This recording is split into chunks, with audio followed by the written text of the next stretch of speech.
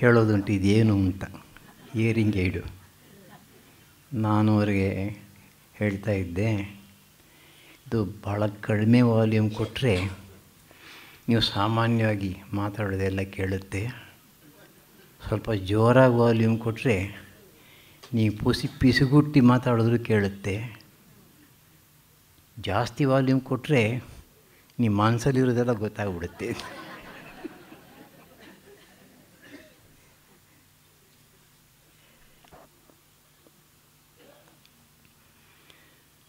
ನಿನ್ನೆ ದಿವಸ ಮಾಡಿದ ಪ್ರವಚನದ ಕೆಲವು ಅಂಶಗಳನ್ನು ಒಂದು ಸಲ ಜ್ಞಾಪಿಸ್ಕೊಳ್ಳೋಣ. ಹಿಂದಿನ ಕಾಲದಲ್ಲಿ ಅಪಾರವಾದ ಜ್ಞಾನರಾಶಿಯನ್ನು ಚಿಕ್ಕ ಚಿಕ್ಕ ಸೂತ್ರಗಳ ರೂಪದಲ್ಲಿ ನೆನಪಿನಲ್ಲಿಟ್ಕೋತಾ ಇದ್ದರು. ಸೂತ್ರಗಳನ್ನು ಬಾಯಿಪಾಠ ಮಾಡೋದು ಸುಲಭ.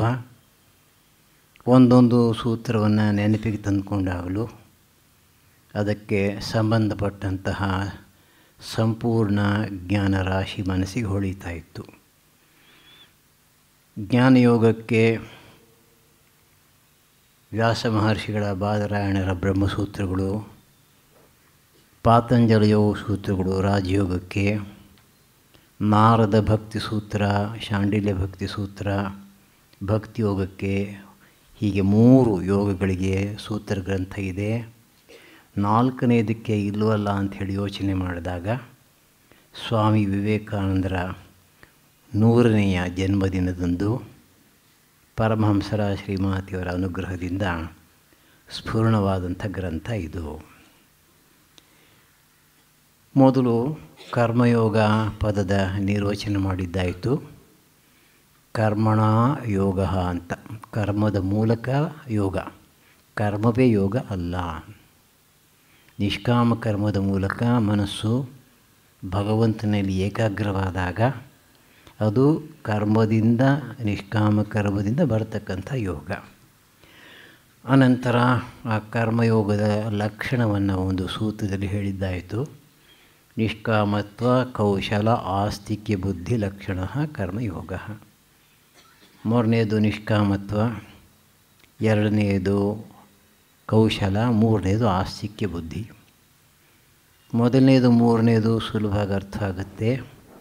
2ನೇದರ ಬಗ್ಗೆ ವಿವರಣೆಯನ್ನು ಕೊಟ್ಟಿದ್ದಾಯಿತು.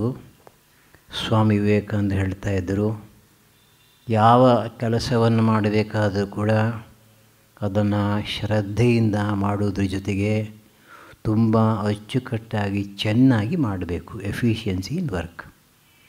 ಕಾರಣ ಏನು ಅಂತಂದರೆ ಅದರಿಂದ ಮನಸ್ಸಿನ ಮೇಲೆ ಒಂದು ಸಂಸ್ಕಾರ ಉಂಟಾಗುತ್ತೆ. ಆ ಸಂಸ್ಕಾರ ನಾವು ಯಾವ ಕ್ಷೇತ್ರದಲ್ಲಿ ಕೆಲಸ ಮಾಡಲಿಕ್ಕೆ ಹೋದರೂ ಕೂಡ ಸಹಾಯ ಮಾಡುತ್ತೆ. ಇದಾದ ಮೇಲೆ ಯಾವ ಆತ್ಮವಸ್ತುವಿನ ಬಂಧನದಲ್ಲಿರ್ತಕ್ಕಂಥ ಜೀವಾತ್ಮನ ಮೋಕ್ಷಕ್ಕಾಗಿ ನಾವು ಈ ಶಾಸ್ತ್ರವನ್ನು ಅಭ್ಯಾಸ ಮಾಡ್ತಾ ಇದ್ದೇವೋ, ಸಾಧನೆ ಮಾಡಲಿಕ್ಕೆ ಪ್ರಯತ್ನ ಪಡ್ತಾ ಇದ್ದೇವೋ, ಆ ಆತ್ಮನ ನಿರ್ವಚನ ಸ್ವರೂಪ ಇದರ ಬಗ್ಗೆ ಸಾಮಾನ್ಯವಾಗಿ ಅದ್ವೈತ ವೇದಾಂತದಲ್ಲಿ ಹೇಳಿರ್ತಕ್ಕಂಥ ಪ್ರಕಾರದಲ್ಲಿ ಅದನ್ನು ವಿವರಿಸಿದ್ದಾಯಿತು. ಆತ್ಮನ ನಿಜ ಸ್ವರೂಪ ನಿತ್ಯ ಬುದ್ಧ ಮುಕ್ತ ಸ್ವಭಾವ ಆಗಿದ್ದರೂ ಕೂಡ ಇಹಲೋಕದಲ್ಲಿ ವ್ಯಾವಹಾರಿಕ ಪ್ರಪಂಚದಲ್ಲಿ ನಾವು ಬಂಧನದಲ್ಲಿ ಇದ್ದೇವೆ ಅನ್ನೋದು ನಮಗೆ ಅನುಭವಕ್ಕೆ ಬರ್ತಾ ಇದೆ. ಆದರೆ ಅವಸ್ಥಾತ್ರಯ ವಿವೇಚನೆಯನ್ನು ಮಾಡಿದಾಗ ಜಾಗ್ರತ್, ಸ್ವಪ್ನ, ಸುಷುಪ್ತಿ ಈ 3 ಅವಸ್ಥೆಗಳಿಗಿಂತ ಬೇರೆಯಾಗಿರ್ತಕ್ಕಂತಹ ಒಂದು ಚೈತನ್ಯ ಇದೆ. ಅದೇ ಆತ್ಮವಸ್ತು ಎಂಬತಕ್ಕಂಥ ಜ್ಞಾನ, ಬೌದ್ಧಿಕ ಜ್ಞಾನ ಉಂಟಾಗುತ್ತೆ. ಮತ್ತು ನಿಜವಾದ ಜ್ಞಾನದ ಅನುಭವವನ್ನು ಅಥವಾ ಜ್ಞಾನವನ್ನು ಪಡೆಯಬೇಕಾದರೆ ಯೋಗ ಮಾರ್ಗವನ್ನು ಅನುಸರಿಸಬೇಕು. ಈ ಯೋಗ ಮಾರ್ಗವನ್ನು ಒಬ್ಬ ಮನುಷ್ಯನ ಪ್ರವೃತ್ತಿಗೆ ತಕ್ಕಂತೆ 4 ಭಾಗಗಳಾಗಿ ವಿಭಾಗಿಸಬಹುದು ಅಂತ ಸ್ವಾಮೀಜಿ ಹೇಳ್ತಾರೆ. ಕರ್ಮಯೋಗ, ಜ್ಞಾನಯೋಗ, ಭಕ್ತಿಯೋಗ ಮತ್ತು ರಾಜಯೋಗ. ಈಗ ನಾವು ಅದರಲ್ಲಿ ಕರ್ಮಯೋಗವನ್ನು ತೆಗೆದುಕೊಂಡು ಅಧ್ಯಯನ ಮಾಡ್ತಾ ಇದ್ದೇವೆ. ಅನಂತರ ನಾವು ನಿನ್ನೆ ವಿಚಾರ ಮಾಡಿದ್ದು ಜಗತ್ತಿನ ವಿಷಯ. ಈ ಜಗತ್ತನ್ನು ಭಗವಂತ ಸೃಷ್ಟಿ ಮಾಡಿದಾಗ ತ್ರಿಗುಣಾತ್ಮಕ ಮಾಯೆಯಿಂದ ಸೃಷ್ಟಿ ಮಾಡಿದ್ರಿಂದ ಸತ್ವ, ರಜಸ್ಸು, ತಮಸ್ಸು ಈ ಮೂರೂ ಗುಣಗಳು ಇದರಲ್ಲಿ ಅಂತರ್ಗತವಾಗಿವೆ. ಆಮೇಲೆ ಇದರಲ್ಲಿ ಶುಭವೂ ಉಂಟು, ಅಶುಭವೂ ಉಂಟು. ಸತ್ವದಲ್ಲಿ ಶುಭ ಇರಬಹುದು, ರಜೋಗುಣ ತಮೋಗುಣಗಳಲ್ಲಿ ಅಶುಭ ಇರಬಹುದು. ಸ್ವಾಮೀಜಿ ಒಂದು ಮಾತನ್ನು ಹೇಳ್ತಾರೆ, ಶುಭ ಮತ್ತು ಅಶುಭ, the some total of good and evil is always constant ಅಂತ ಹೇಳ್ತಾರೆ. ಅದು ಒಂದು ಸರ್ಗವನ್ನು ಸೃಷ್ಟಿಯನ್ನು ಭಗವಂತ ಮಾಡಿದಾಗ ಹಿಂದಿನ ಸೃಷ್ಟಿಯಲ್ಲಿದ್ದಂತಹ ಬಂಧನದಲ್ಲಿದ್ದು ಇನ್ನೂ ಮುಕ್ತಿಯನ್ನು ಪಡ್ಕೊಳ್ಳದೇ ಇರತಕ್ಕಂತಹ ಜೀವಾತ್ಮರಿಗಾಗಿ ಹೊಸ ಸೃಷ್ಟಿಯನ್ನು ಮಾಡ್ತಾ ಇರೋದರಿಂದ ಅವರ ಪ್ರಾರಬ್ಧ ಕರ್ಮಕ್ಕೆ ಅನುಸಾರವಾಗಿ ಹೊಸ ಸೃಷ್ಟಿ ಆಗಿದೆ. ಅಂದಮೇಲೆ ಈ ಸೃಷ್ಟಿಯಲ್ಲಿ ಒಳಿತು ಕೆಡುಕು ಎರಡೂ ಉಂಟು.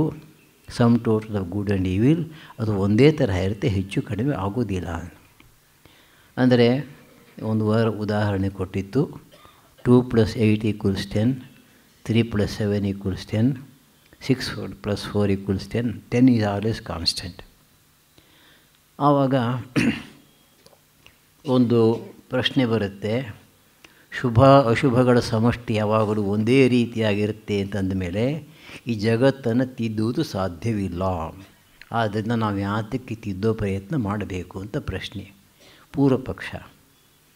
ಅದಕ್ಕೆ ಉತ್ತರ ಭೂತದ ಕಥೆ. ಅಂದರೆ ನಾಯಿ ಬಾಲ ನೆಟ್ಟಗೆ ಮಾಡೋದು, ಅದು ನೆಟ್ಟಗೆ ಮಾಡೋಕ್ಕಾಗಲ್ಲ. ಆದರೆ ಆ ಮಾಡ್ತಕ್ಕಂಥ ಪ್ರಯತ್ನದಿಂದ ನಮ್ಮ ಆಂತರಿಕ ಮನಃಶುದ್ಧಿ ಹೆಚ್ಚಾಗುತ್ತೆ.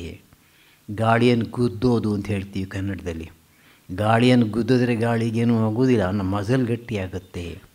ಹಾಗೆ ಪ್ರಪಂಚದಲ್ಲಿ ಸ್ವಾರ್ಥವನ್ನು ಗೆಲ್ಲುವುದಕ್ಕೋಸ್ಕರ ಪರಾರ್ಥಕ್ಕಾಗಿ ಕೆಲಸ ಮಾಡುವಾಗ ನಮ್ಮ ಮನಸ್ಸು ಚಿತ್ತ ಶುದ್ಧವಾಗುತ್ತೆ. ಹಾಗೆ ಶುದ್ಧವಾದಾಗ ಮೋಕ್ಷವನ್ನು ಪಡೆಯಲಿಕ್ಕೆ ಸುಲಭವಾಗುತ್ತೆ. ನಿನ್ನೆ ಹೇಳಿದ್ದು ಇಷ್ಟರ ಮಟ್ಟಿಗೆ. ಅಲ್ಲಿಂದ ಮುಂದಕ್ಕೆ ಹೋಗೋಣ. ಮೊದಲು ಮೋಕ್ಷದ ವಿಷಯ. ಮೋಕ್ಷೋ ನೈಷ್ಕರ್ಮ್ಯಂ. ಮೋಕ್ಷ ಅಂತಂದರೆ ಎಲ್ಲ ಕರ್ಮಗಳನ್ನು ಮೀರಿ ದಾಟಿ ಹೋಗಿರತಕ್ಕಂತಹ ಅವಸ್ಥೆ. ನಿತ್ಯ ಶುದ್ಧ ಬುದ್ಧ ಮುಕ್ತ ಸ್ವಭಾವನಾಗಿರ್ತಕ್ಕಂತಹ ಆತ್ಮನ ಅನುಭವ ಬಂದ ಮೇಲೆ ಆ ಆತ್ಮ ಸದಾ ತನ್ನ ಆನಂದದಲ್ಲಿಯೇ ಇರುವುದರಿಂದ, ಸಚ್ಚಿತ್ ಆನಂದ, ಮತ್ತೊಂದು ಕಾರ್ಯವನ್ನು, ಕರ್ಮವನ್ನು, ಕೆಲಸವನ್ನು ಮಾಡಿ ಪಡೆಯಬೇಕಾದಂಥದ್ದು ಏನೂ ಇಲ್ಲದೇ ಇರೋದರಿಂದ ಅವನ ಸಹಜಾವಸ್ಥೆ ನೈಷ್ಕರ್ಮ್ಯ. ಯಾವ ಕರ್ಮಗಳು ಅವನಲ್ಲಿ ಇಲ್ಲ, ಕರ್ಮ ಮಾಡಬೇಕಾದ ಅವಶ್ಯಕತೆಯೂ ಇಲ್ಲ. ಆದರೆ ಮೋಕ್ಷ ಅನ್ನೋದು ನೈಷ್ಕರ್ಮ್ಯ ರೂಪವಾದರೂ ಕೂಡ ಅದರ ಮಾರ್ಗ ಹಾಗಲ್ಲ.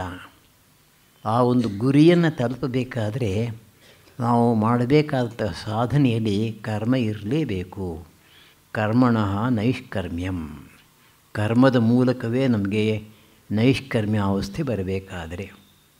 ಪರಮಾತ್ಮ ಗೀತೆಯಲ್ಲಿ ಹೇಳ್ತಾನೆ, ನ ಕರ್ಮಣಾಮನಾರಂಭಾತ್ ನೈಷ್ಕರ್ಮ್ಯಂ ಪುರುಷಃ ಅಶ್ನುತೆ ನ ಚ ಸನ್ಯಸನಾದೇವ ಸಿದ್ಧಿಂ ಸಮಧಿಗಚ್ಚತಿ. ಆತ್ಮನಿಗೆ ಕರ್ಮ ಇಲ್ಲದೇ ಇರೋದ್ರಿಂದ ನಾವು ಯಾವ ಕರ್ಮಗಳನ್ನು ಮಾಡದೆ ಸುಮ್ಮನೆ ಕೂತು ಬಿಡೋಣ ಅಂತಂದರೆ ಇಲ್ಲ. ಕರ್ಮಗಳನ್ನು ಮಾಡದೆ ಸುಮ್ಮನೆ ಕೂತ್ಕೊಳ್ಳೋದ್ರಿಂದ ನೈಷ್ಕರ್ಮ್ಯ ಭಾವ, ಆತ್ಮ ಸಾಕ್ಷಾತ್ಕಾರ ಆಗೋದಿಲ್ಲ. ಹಾಗೆಯೇ ಕರ್ತವ್ಯ ಕರ್ಮಗಳನ್ನು ಬಿಡುವುದರಿಂದಲೂ ಕೂಡ ಆ ಅವಸ್ಥೆ ಸಿದ್ಧಿಸೋದಿಲ್ಲ, ಮಾಡಲೇಬೇಕು.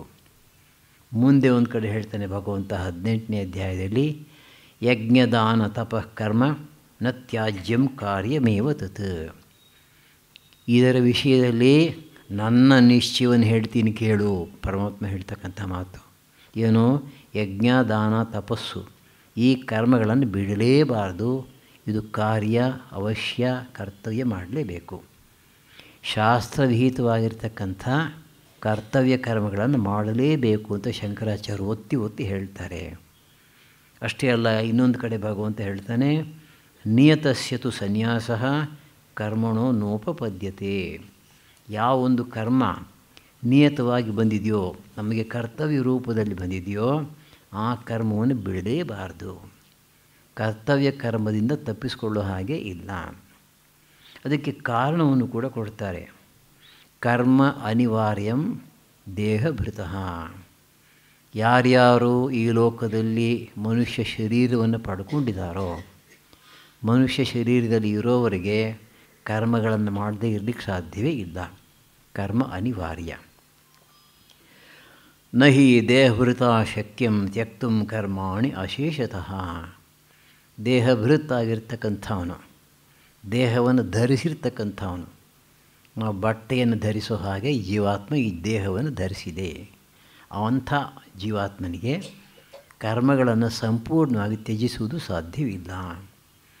ಸರ್ವಕರ್ಮ ಸನ್ಯಾಸ ಮಾಡತಕ್ಕಂತಹ ಸನ್ಯಾಸಿಯು ಕೂಡ ಭಿಕ್ಷಾದಿ ಕರ್ಮಗಳನ್ನು ಮಾಡಲೇಬೇಕು. ಶರೀರ ಪೋಷಣೆಗಾಗಿ. ಶರೀರ ಇದ್ದರೆ ಸಾಧನೆ ಸಾಧ್ಯ, ಸಾಧನೆ ಇದ್ದರೆ ಸಿದ್ಧಿ ಸಾಧ್ಯ. ಇನ್ನೊಂದು ಕಡೆ ಭಗವಂತ ಹೇಳ್ತಾನೆ, ಸುಮ್ಮನೆ ಕೂತ್ಕೊಳ್ತೀನಿ ಅಂತ ಯಾರಾದರೂ ಭಾವಿಸಿದ್ರೆ ಸಾಧ್ಯವಿಲ್ಲ. ನಹಿ ಕಶ್ಚಿತ್ ಕ್ಷಣಮಪಿ ಜಾತು ತಿಷ್ಠತಿ ಅಕರ್ಮಕೃತ್ ಕಾರ್ಯತೆ ಹಿ ಅವಶಃ ಕರ್ಮ ಸರ್ವ ಪ್ರಕೃತಿಜೈರ್ಗುಣೈ. ಯಾರೇ ಆಗಲಿ ಒಂದು ಕ್ಷಣವೂ ಕೂಡ ಯಾವ ಕರ್ಮವನ್ನು ಮಾಡದೆ ಕುಳಿತುಕೊಳ್ಳಿಕ್ಕೆ ಸಾಧ್ಯವೇ ಇಲ್ಲ. ಒಂದು ವೇಳೆ ನಾವು ಮಾಡಲ್ಲ ಅಂತ ಕೂತರೂ ಕೂಡ ನಮ್ಮಲ್ಲಿರ್ತಕ್ಕಂಥ ಗುಣಗಳು ನಮ್ಮನ್ನು ಪ್ರೇರೇಪಿಸಿ ಮಾಡಿಸುತ್ತವೆ. ಪ್ರಕೃತಿ ಸ್ವಾಂ ನಿಯೋಕ್ಷ್ಯತಿ ಅಂತ ಒಂದು ಕಡೆ ಹೇಳ್ತಾನೆ ಕೃಷ್ಣ ಅರ್ಜುನನ ಕುರಿತು. ನೀನೇನೋ ತಿಳ್ಕೊಂಬಿಟ್ಟಿದ್ದಿ ನಾನು ಯುದ್ಧ ಮಾಡಲ್ಲ ಅಂತ, ಆದರೆ ನಿನ್ನಲ್ಲಿ ಆ ಕ್ಷತ್ರಿಯ ಗುಣ ಇದೆಯಲ್ಲ ಅದು ನಿನ್ನ ಸುಮ್ಮನೆ ಇರೋದಕ್ಕೆ ಬಿಡೋದಿಲ್ಲ. ಆ ಪ್ರಕೃತಿ ನಿನ್ನನ್ನು ಬಲವಂತವಾಗಿ ನಿನ್ನ ಕೈಯಲ್ಲಿ ಕೆಲಸ ಮಾಡಿಸುತ್ತೆ ಅಂತ. ಅಂದಮೇಲೆ ದೇಹ ಧರಿಸಿದ ಮೇಲೆ ಕರ್ಮವನ್ನು ಮಾಡಲೇಬೇಕು. ಆದರೆ ನಾವು ಶಾಸ್ತ್ರಗಳಲ್ಲಿ ಕೇಳಿದ್ದೇವೆ ಕರ್ಮದಿಂದ ಬಂಧನ ಉಂಟಾಗುತ್ತೆ ಅಂತ. ಆದ್ದರಿಂದ ಕರ್ಮವನ್ನು ಯಾತಕ್ಕೆ ಮಾಡಬೇಕು ನಾವು? ಕರ್ಮ ಬಂಧಾಯ ಇತಿ ಚೇತ್. ಪೂರ್ವಪಕ್ಷ, ಅಬ್ಜೆಕ್ಷನ್. ಕರ್ಮದಿಂದ ಬಂಧನ ಉಂಟಾಗುತ್ತೆ ಅಂತ ಕೇಳಿದ್ದೇವೆ, ಆದ್ದರಿಂದ ಬೇಡ. ಅದಕ್ಕೆ ಉದಾಹರಣೆ ಮುಂಡಕೋಪನಿಷತ್ತು. 2 ಕಡೆ ಕರ್ಮನಿಂದೆಯ ಶ್ರುತಿ ಉಂಟು. ಪ್ಲವಾಹ್ಯೇತೆ ಅದೃಢಾಃ ಯಜ್ಞರೂಪಾಃ ಇತ್ಯಾದಿ. 18 ಜನ ಋತ್ವಿಜರು ಸೇರಿ ಮಾಡ್ತಕ್ಕಂತಹ ಒಂದು ದೊಡ್ಡ ಕರ್ಮ ಇದೆಯಲ್ಲ, ನೋಡುವುದಕ್ಕೆ ಅಷ್ಟು ದೊಡ್ಡದಾಗಿ ಕಂಡರೂ ಕೂಡ ಅದು ತೂತು ಇರತಕ್ಕಂಥ ಒಂದು ದೋಣಿ ಇದ್ದ ಹಾಗೆ ಅಥವಾ ತೆಪ್ಪ ಇದ್ದ ಹಾಗೆ. ದೊಡ್ಡದಾಗಿದೆ ತೆಪ್ಪ, ಚೆನ್ನಾಗಿದೆ, ತೂತಿದೆ, ಏನು ಪ್ರಯೋಜನ? ಮುಳುಗಿ ಹೋಗುತ್ತೆ. ಅದೇ ರೀತಿಯಲ್ಲಿ ಯಾರು ಈ ಸಕಾಮ ಕರ್ಮಗಳನ್ನು ಮಾಡ್ತಾ ಇದ್ದಾರೋ, ಯಜ್ಞಯಾಗಾದಿ ರೂಪದ ಕರ್ಮಗಳನ್ನು ಮಾಡ್ತಾ ಇದ್ದಾರೋ, ಆಶೆ ಆಕಾಂಕ್ಷೆಗಳನ್ನು ಇಟ್ಕೊಂಡು ಅವರೆಲ್ಲ ಜರಾ ಮೃತ್ಯುಂತೆ ಪುನರೇವಾಪಿಯಂತಿ. ಯೇ ಅಭಿನಂದಂತಿ ಮೂಢಾಹ. ಈ ಸಕಾಮ ಕರ್ಮಗಳನ್ನು ಮಾಡಿಕೊಂಡು ತುಂಬ ಆನಂದ ಪಡ್ತಾ ಇದ್ದಾರೆ. ಸ್ವರ್ಗ ಕಾಮೋ ಯಜೇತ ಅಂತ ಬರುತ್ತೆ. ಸ್ವರ್ಗ ಬೇಕು ಮಾಡ್ತಾನೆ, ಮಕ್ಕಳು ಬೇಕು ಮಾಡ್ತಾನೆ, ಐಶ್ವರ್ಯ ಬೇಕು ಮಾಡ್ತಾನೆ, ಆದರೆ ಸಿಕ್ಕಾಕೋತೇನದಲ್ಲೇ. ಆದ್ದರಿಂದ ಯಾರು ಇದರಲ್ಲಿ ಅಭಿನಂದಿಸ್ತಾರೋ, ಆನಂದ ಪಡ್ತಾರೋ ಅವರು ಮತ್ತೆ ಮತ್ತೆ ಜರಾಮೃತ್ಯುವಿಗೆ ಒಳಗಾಗ್ತಾರೆ. ಇಷ್ಟಾಪೂರ್ತಂ ಮನ್ಯಮಾನ ವರಿಷ್ಠಂ ನಾಣ್ಯಶ್ರೇಯೋ ವೇದಯಂತೆ ಪ್ರಮೂಢಾಃ ನಾಕಸ್ಯ ಪೃಷ್ಠೇ ತೇ ಸುಕೃತೇನು ಭೂತ್ವಾ ಇಮಂ ಲೋಕಂ ಹೀನತರಂ ವಾ ವಿಶಂತಿ. ಅದೇ ಮುಂಡಕೋಪನಿಷತ್ತು ಮತ್ತೊಂದು ಕಡೆ ಹೇಳುತ್ತೆ, ಇಷ್ಟಾಪೂರ್ತ ಎಂಬತಕ್ಕಂಥ ಕರ್ಮಗಳನ್ನು ಮಾಡ್ತಾರೆ.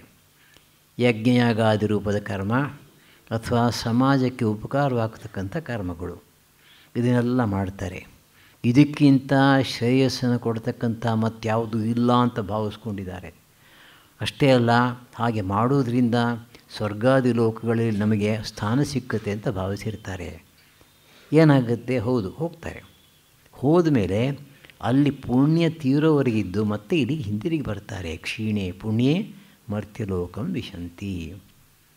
ಉಪನಿಷತ್ತುಗಳಲ್ಲಿ ಒಂದು ಕಡೆ ಬರುತ್ತೆ, ಪುಣ್ಯ ಮಾಡಿರ್ತಾನೆ, ದಿವ್ಯ ಶರೀರವನ್ನು ಧರಿಸಿ ಸ್ವರ್ಗಲೋಕಕ್ಕೆ ಹೋಗ್ತಾನೆ.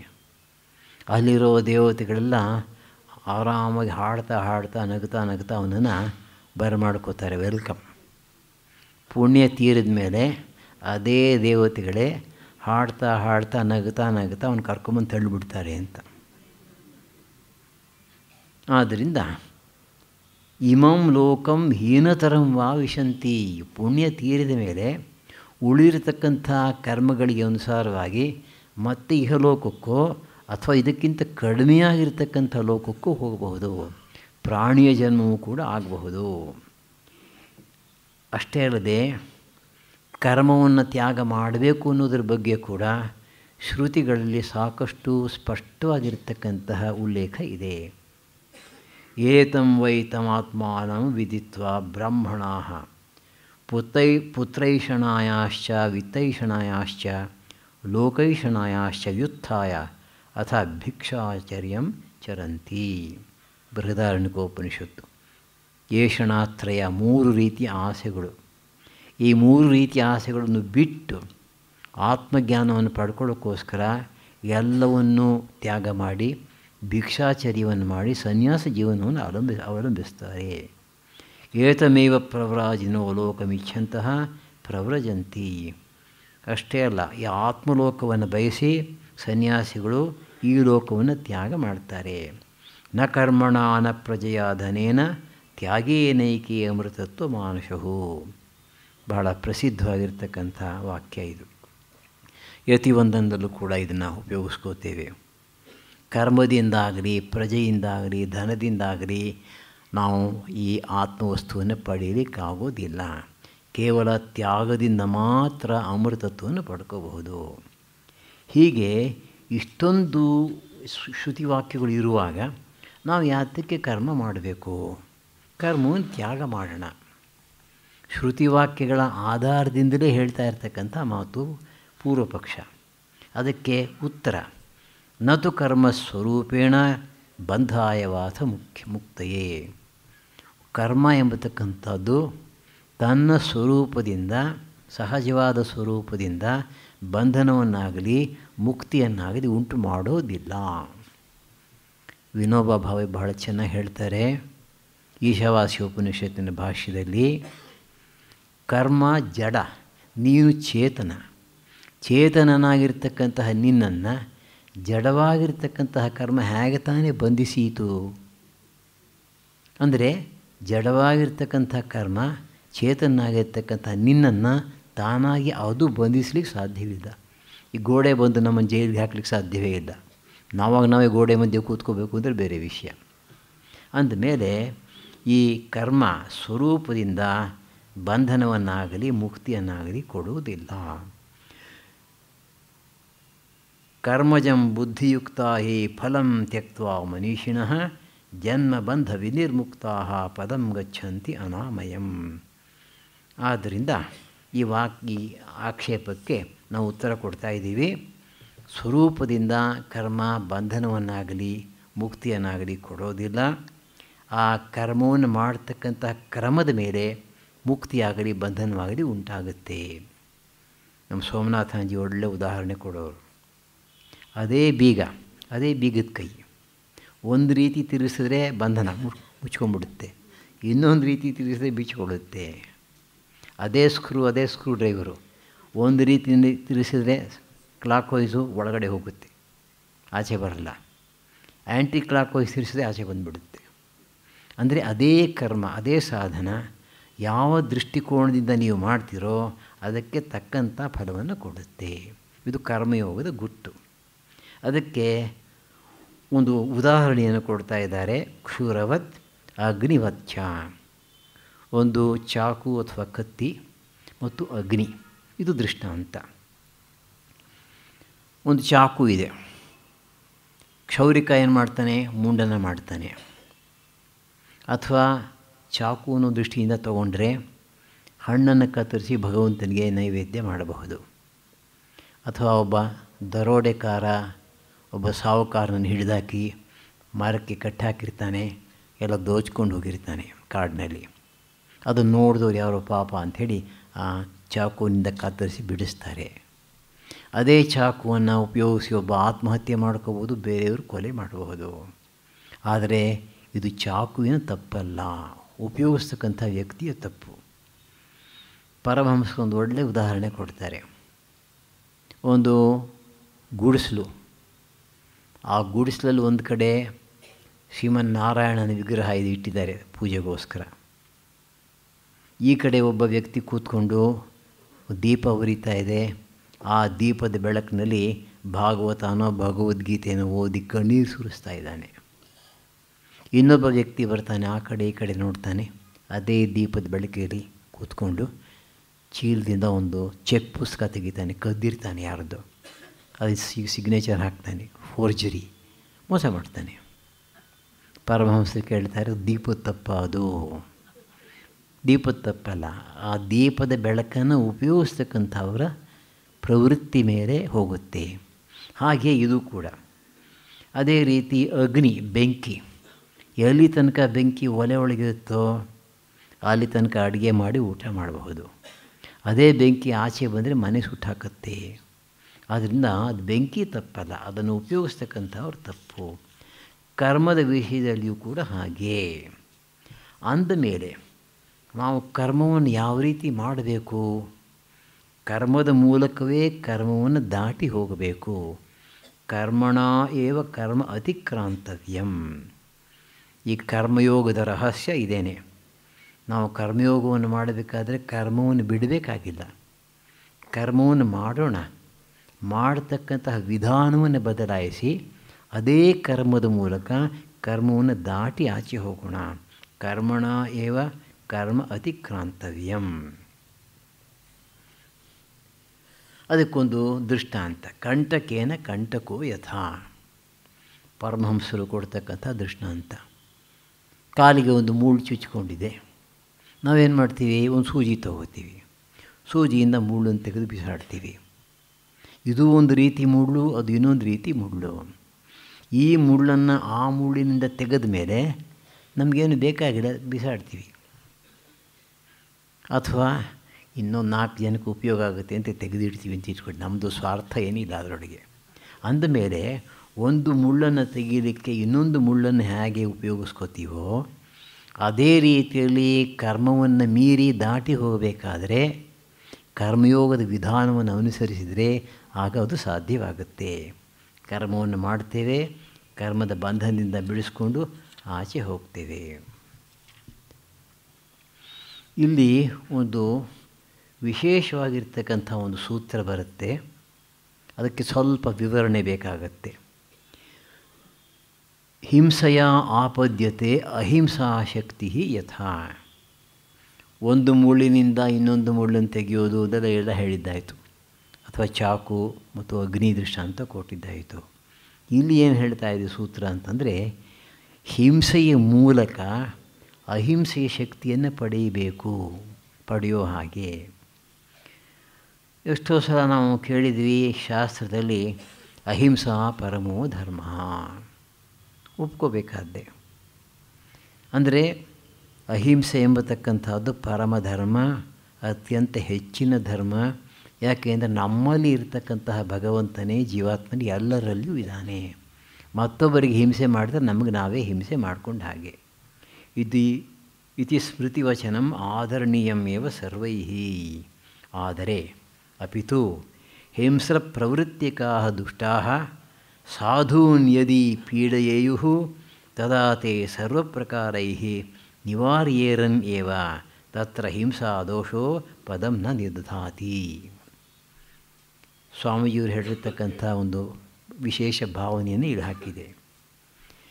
ಈ ಲೋಕದಲ್ಲಿ ನಾವೇನೋ ಒಳ್ಳೆಯವರಾಗಲಿಕ್ಕೆ ಪ್ರಯತ್ನ ಪಡ್ತೀವಿ. ಆದರೆ ಲೋಕದ ಜನರೆಲ್ಲ ಹಾಗಿಲ್ಲ. ಹಿಂಸಾ ಪ್ರವೃತ್ತಿ ಇರ್ತಕ್ಕಂಥವ್ರು ಇದ್ದೇ ಇರ್ತಾರೆ. ದುಷ್ಟ ಸ್ವಭಾವದಿಂದ ದುಷ್ಟ. ಅವನಿಗೆ ಆ ದುಷ್ಟ ಪ್ರವೃತ್ತಿಯನ್ನು ತೋರಿಸ್ಲಿಕ್ಕೆ ಅವಕಾಶ ಸಿಕ್ಕಿದಾಗ ದುಷ್ಕೃತ ಆಗ್ತಾನೆ. ಆಗ ಮಿಕ್ಕವ್ರು ಸುಮ್ಮನೆ ಕೂತ್ಕೊಳ್ಳಿಕ್ಕಾಗಲ್ಲ. ಸುಮ್ಮನೆ ಕೂತ್ಕೊಂಡ್ರೆ ಏನಾಗುತ್ತೆ? ಸತ್ಪುರುಷರಿಗೆ ತೊಂದರೆ ಆಗುತ್ತೆ ಮತ್ತು ಅವನಿಗೆ ತೊಂದರೆ ಆಗುತ್ತೆ. ಆದ್ದರಿಂದ ಈ ಹಿಂಸ್ರ ಪ್ರವೃತ್ತಿ ಇರತಕ್ಕಂಥವ್ರನ್ನ ಬೇರೆಯವರು ನಿಗ್ರಹಿಸಬೇಕಾಗತ್ತೆ. ಅದಕ್ಕೆ ವಿರುದ್ಧವಾಗಿ ಹಿಂಸೆ ಪ್ರಯೋಗಿಸಬೇಕಾಗತ್ತೆ.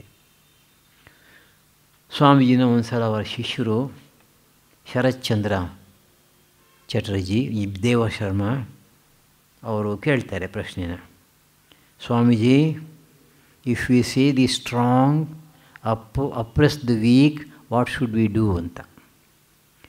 Trash the strong of course ಅಂತ ಹೇಳ್ತಾರೆ. ಒಂದೇ ಮಾತು, thrash the strong of course. ಈಗ ರಾಮಾದಿ ಅವತಾರಗಳು ಬರದೇ ಹೋಗಿದರೆ ಮನುಷ್ಯನ ಗತಿ ಏನಾಗ್ತಿತ್ತು? ರಾಮನಾಗಲಿ ಕೃಷ್ಣನಾಗಲಿ ಎಂದೂ ಕೂಡ ವೈಲೆನ್ಸ್ ಫಾರ್ ವೈಲೆನ್ಸ್ ಏಕೆ ಮಾಡಿದವರಲ್ಲ. ಧರ್ಮದ ರಕ್ಷಣೆಗಾಗಿ, ಸತ್ಪುರುಷರ ರಕ್ಷಣೆಗಾಗಿ ಎಲ್ಲಿ ಅವಶ್ಯಕತೆ ಇತ್ತೋ ಅಲ್ಲಿ ಮಾತ್ರ ಹಿಂಸೆಯನ್ನು ಪ್ರಯೋಗಿಸಿದ್ದಾರೆ.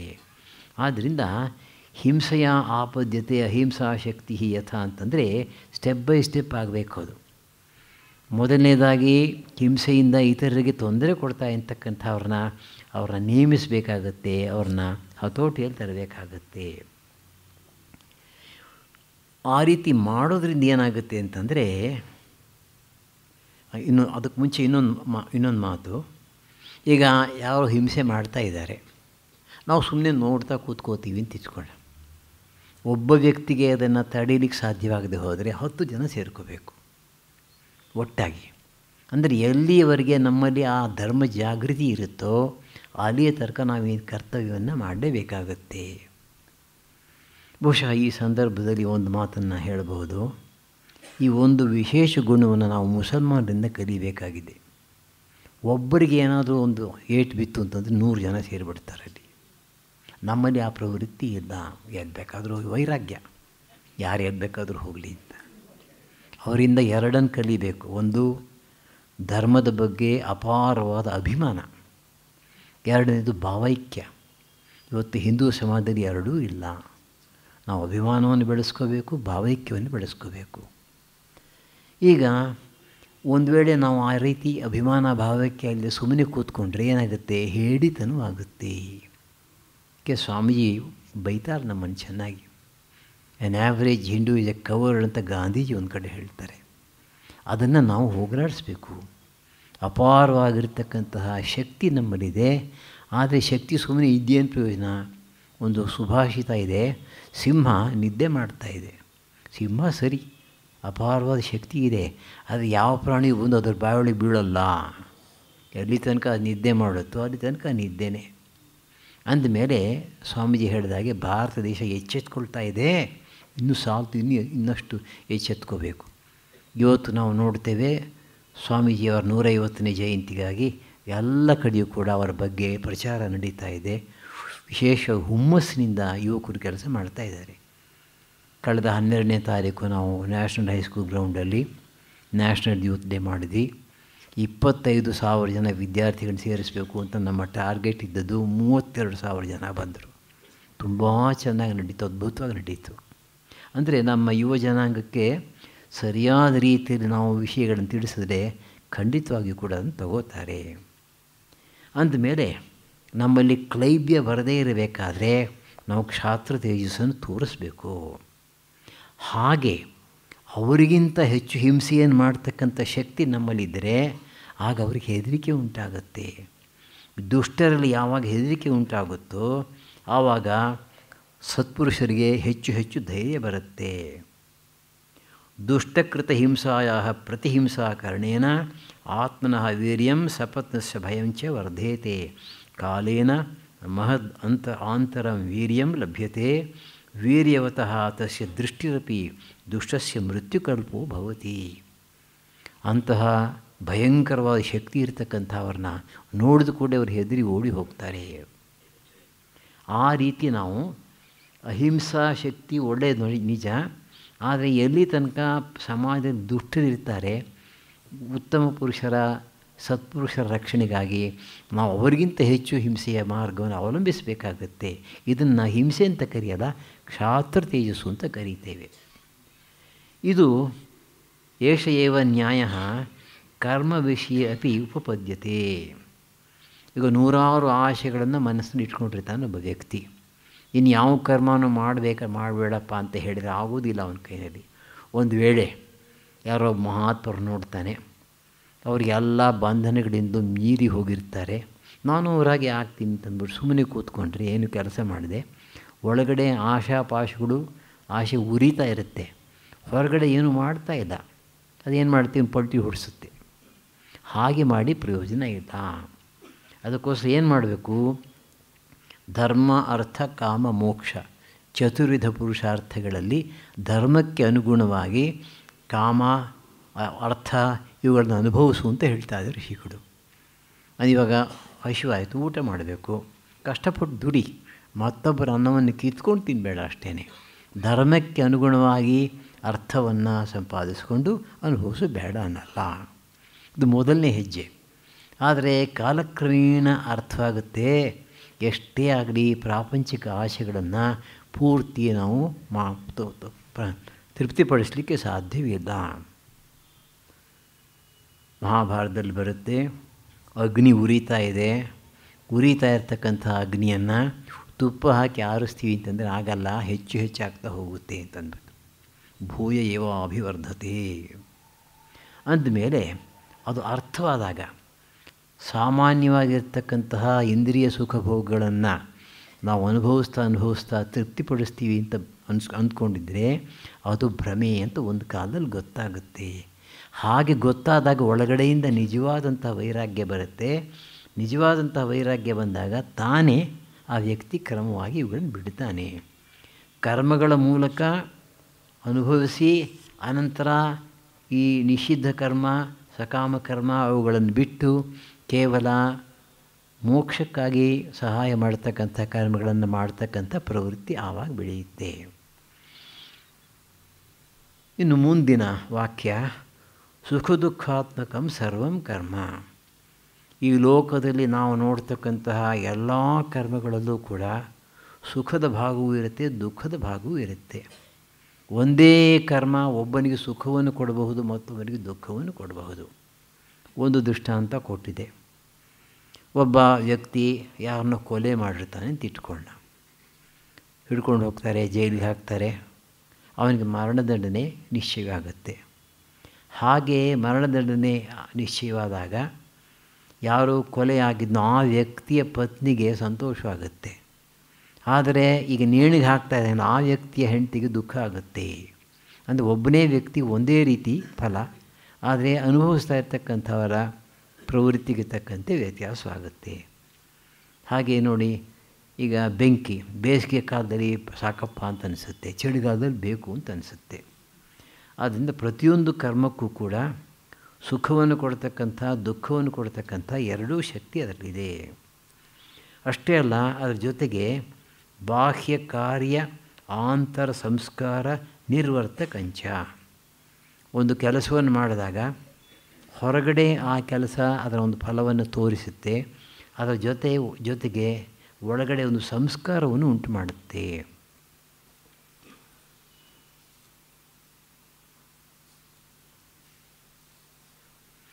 ಒಂದು ದೃಷ್ಟಾಂತ ಕೊಟ್ಟಿದೆ ಇದರ ಭಾಷ್ಯದಲ್ಲಿ.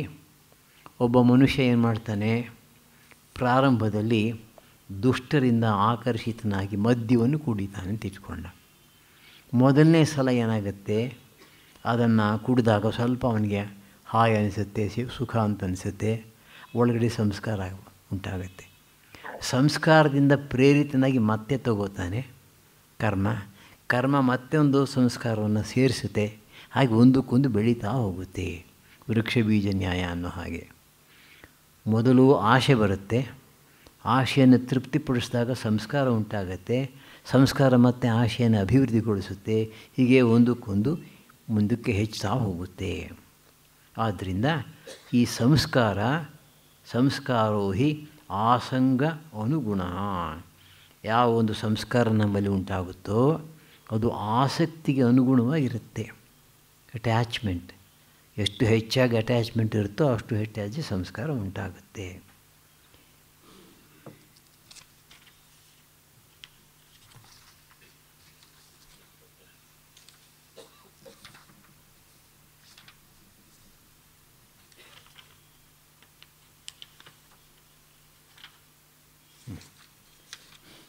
ಅಂದಮೇಲೆ ನಾವು ಆಸಂಗವನ್ನು ಕಡಿಮೆ ಮಾಡಿದ್ರೆ, ಆಸಕ್ತಿಯನ್ನು ಕಡಿಮೆ ಮಾಡಿದರೆ ಅದರಿಂದ ಬರ್ತಕ್ಕಂಥ ಸಂಸ್ಕಾರವು ಕೂಡ ಕಡಿಮೆ ಆಗುತ್ತೆ.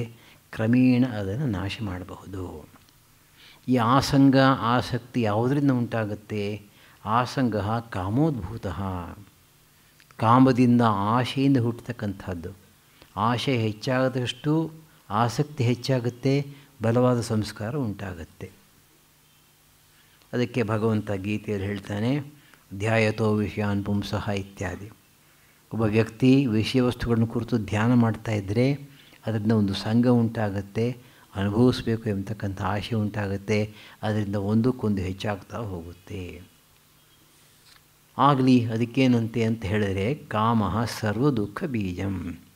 ಎಲ್ಲಿಯವರೆಗೆ ನಮ್ಮ ಮನಸ್ಸಿನಲ್ಲಿ ಸಾಮಾನ್ಯ ವಿಷಯ ವಸ್ತುಗಳನ್ನು ಕುರಿತಂತಹ ಆಶೆ ಇರುತ್ತೋ ಅಲ್ಲಿಯವರೆಗೆ ಅದು ಎಲ್ಲ ದುಃಖಗಳಿಗೂ ಬೀಜ. ಅದು ಹೊಸ ಹೊಸ ದುಃಖಗಳನ್ನು ಉಂಟು ಮಾಡ್ತಾ ಇರುತ್ತೆ.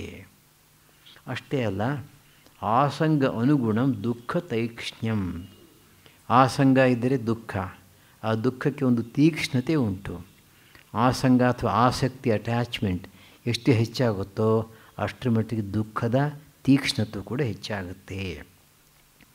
ಇಲ್ಲಿ ಒಂದು ಕಥೆಯನ್ನು ಕೊಟ್ಟಿದೆ. ಒಂದು ಊರಿನಲ್ಲಿ ಒಂದು ಸರ್ಕಸ್ ಕಂಪ್ನಿಯವರು ಬಂದಿದ್ದಾರೆ. ಭಾಳ ಚೆನ್ನಾಗಿ ನಡೀತಾ ಇದೆ ಸರ್ಕಸ್ಸು, ತುಂಬ ಜನ ಹೋಗಿ ನೋಡ್ತಾ ಇದ್ದಾರೆ. ಒಂದು ದಿವಸ ಆ ಊರಿನಲ್ಲಿ ಇದ್ದಂಥ ಒಬ್ಬ ವ್ಯಕ್ತಿ, ಅವರು ಸರ್ಕಸ್ ನೋಡಿ ಅದು ಆಗಿತ್ತು. ಬೆಳಗಿನ ಹೊತ್ತು ವಾಕಿಂಗ್ ಹೊರಟಿದ್ದಾರೆ ಮನೆಯಿಂದ. ಸ್ವಲ್ಪ ದೂರ ಹೋದಾಗ ಎದುರುಗಡೆಯಿಂದ ಒಬ್ಬರು ಮಿತ್ರರು ಬಂದರು, ಸ್ನೇಹಿತರು. ಕೇಳಿದ್ರಾ ಅಂತ. ಇಲ್ವಲ್ಲ, ಏನು? ಸರ್ಕಸ್ನಲ್ಲಿ ಒಂದು ಆನೆ ಸ್ವಲ್ಪ ಹುಚ್ಚಿ ಹಿಡಿದ್ಬಿಟ್ಟು ತಪ್ಪಿಸ್ಕೊಂಡು ಬಂದ್ಬಿಟ್ಟು ಒಬ್ಬ ಹುಡುಗನನ್ನು ತುಳಿದು ಸಾಯಿಸ್ಬಿಡ್ತು ಅಂತ.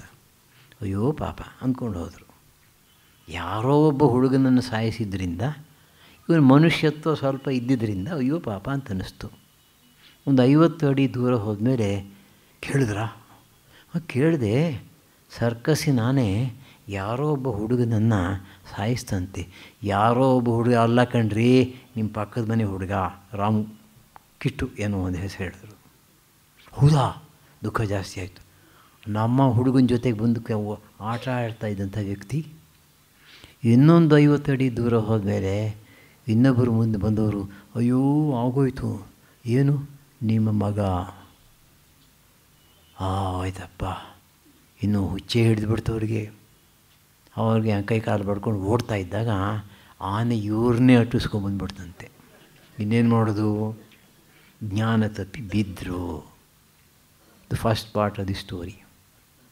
ಎದ್ದಾಗ ನೋಡ್ತಾರೆ ಮಂಚದಿಂದ ಕೆಳಗೆ ಬಿದ್ದುಬಿಟ್ಟಿದ್ದಾರೆ. ನೋಡಿ, ಎಲ್ಲಿ ತನಕ ಆ ಕನಸಿನಲ್ಲಿ ಅಟ್ಯಾಚ್ಮೆಂಟ್ ಹೆಚ್ಚಾಗ್ತಾ ಇತ್ತೋ ಅಲ್ಲಿ ತನಕ ದುಃಖವೂ ಹೆಚ್ಚಾಗ್ತಾ ಇತ್ತು.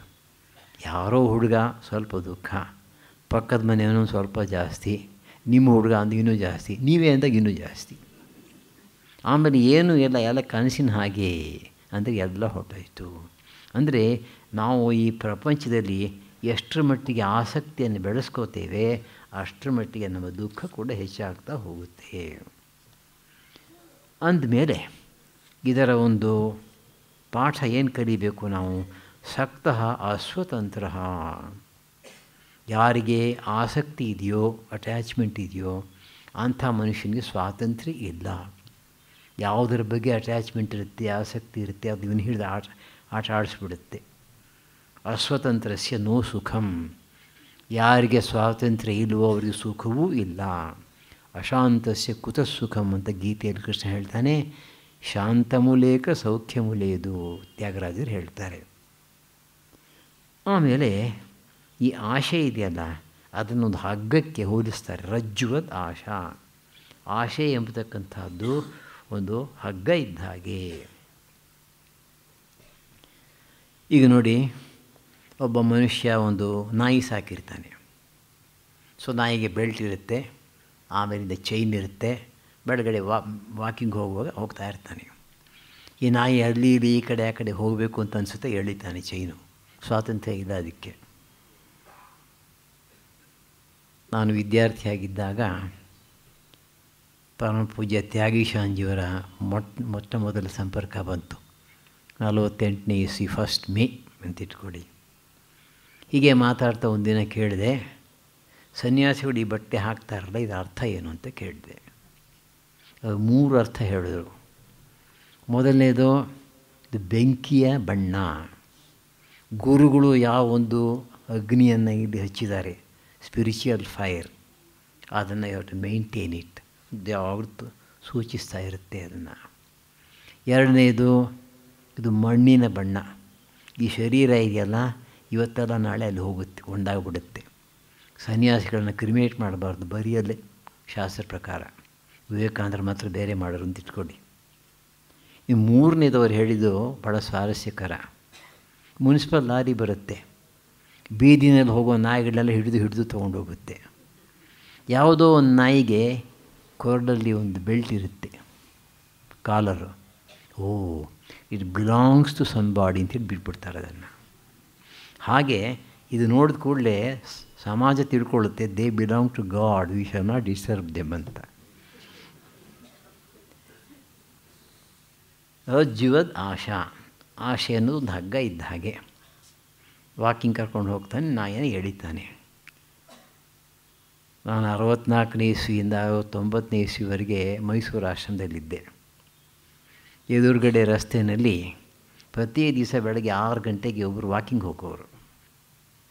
ದೊಡ್ಡ ಆಲ್ಸೇಷನ್ ಆಗಿ ಭಾಳ ಜೋರಾಗಿದೆ. ಇವರು ಅದನ್ನು ವಾಕಿಂಗ್ ಕರ್ಕೊಂಡು ಹೋಗೋದು. ಆದರೆ ಅದು ಆಗ್ತಾ ಇದ್ದದ್ದೇನು ಅಂದರೆ ನಾಯಿ ಇವ್ರನ್ನ ವಾಕಿಂಗ್ ಕರ್ಕೊಂಡು ಹೋಗ್ತಾಯಿತ್ತು. ಅದು ಎಳೆದ ಕಡೆಯಿಂದ ಇವರು ಹೋಗಬೇಕಾಗಿತ್ತು. ಸೊ ನಮ್ಮ ಆಶೆಯೂ ಹಾಗೆ ಅವಸ್ಥೆ. ಆಶೆ ಎಳೆದ ಕಡೆಯಿಂದ ನಾವು ಹೋಗ್ತೀವೋ, ನಾವು ಅದನ್ನು ತಡೆದು ಹಿಡ್ತೀವೋ. ಆದ್ದರಿಂದ ನಾವೇನು ಮಾಡಬೇಕು? ತಸ್ಮಾದ್ ಆಸಕ್ತಿ ಕರ್ತವ್ಯ. ನಾವು ಅನಾಸಕ್ತರಾಗಬೇಕು. ಯಾವಾಗ ನಾವು ಅನಾಸಕ್ತರಾಗ್ತೀವೋ ಆಗ ಆಸಕ್ತೇ ಸ್ವಾತಂತ್ರ್ಯಂ. ನಮ್ಮ ಮನಸ್ಸಿನಲ್ಲಿ ಆಶೆ ಇಲ್ಲದೆ ಹೋದರೆ, ಆಸಕ್ತಿ ಇಲ್ಲದೆ ಹೋದರೆ ನಮ್ಮನ್ನು ಯಾರೂ ಆಳೋ ಹಾಗೆ ಇಲ್ಲ. ಸಂಪೂರ್ಣ ಸ್ವಾತಂತ್ರ್ಯ ಇರುತ್ತೆ.